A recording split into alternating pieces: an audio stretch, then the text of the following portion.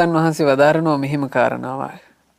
උබින්නං තිකිච්ඡන්තං තං අත්තනෝච පරස්සච ජනා මඤ්ඤන්ති බාලෝති යේ ධම්මස්ස අකෝ විදෝ.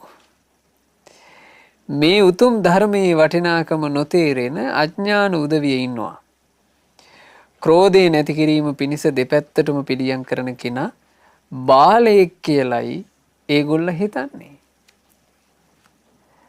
ක්‍රෝධය නැති කරන්න දෙපැත්තටම පිළියම් කරන කෙනා කියන්නේ කවුද?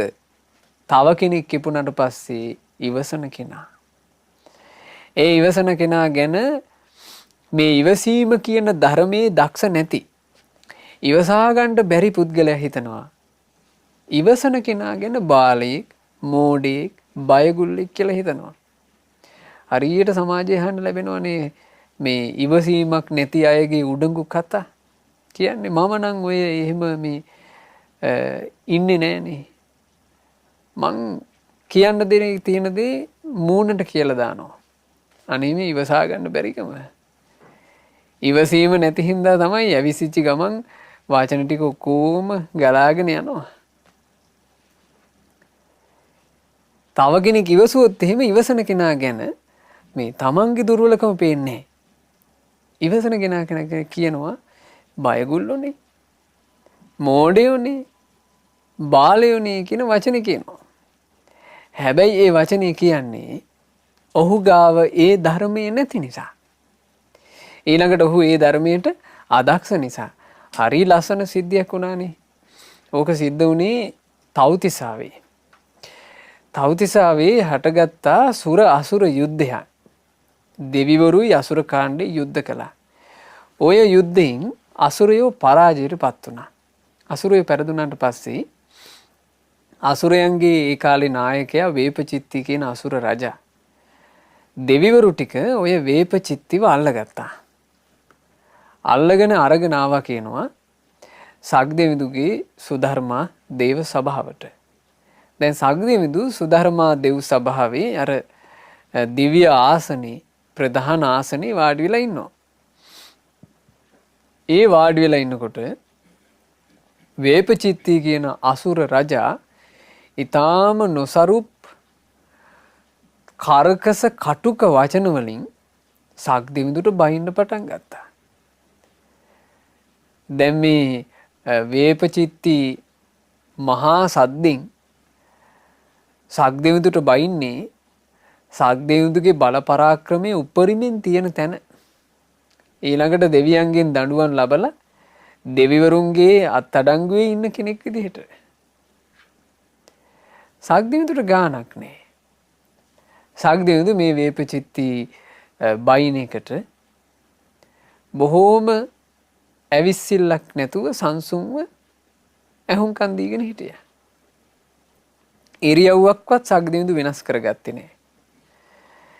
එතකොට අනිත් දෙවිවරුන්ට දැන් මේක හිතට හරි නෑ. ඇයි තමන්ගේ රජුරවන්ට බයිනවා. විශේෂයෙන් හිත රිදුනා සග්දෙවිඳුට සමීපෙන්ම උදව් කරගෙන ඉන්න සග්දෙවිඳුගේ රතාචාර්ය මාතලී දේව පුත්‍රයාට මාතලී කියනවා ඈ දේවේන්ද්‍රය මේ වේපචිත්ති මෙහෙම කෑ ගහද්දිත් ඔබ ඇයි ඔය කට පියාගෙන ඉන්නේ? ඔබ වේපචිත්තිට බයද? එහෙම නැත්නම් ඔබට වචන එන්නේ නැද්ද කියලා ඇහුවා වේපචිත්තිට එරෙහිව කතා කරන්න. එතකොට සග්දෙවිඳු කියනවා මාතලී මම මේ වේපචිත්තිට බයේ ඉවසනව නෙවෙයි. මං අදක්ෂකමකට ඉවසනව නෙවෙයි. වේපචිත්ති වගේ මෝඩයෙක් බාලයෙක් කිපුණා කියලා මං මොකටද ඒකත් එක්ක එකතු වෙන්න යන්නේ? එතකොට මාතලීට ප්‍රසාදයක් හටගත්තා. හැබැයි මාතලී මෙහෙම කියනවා. දේවේන්ද්‍රය ඔබේ ඔය ඉවසීමේ යම් අඩුපාඩුවක් මන් දකිනවා.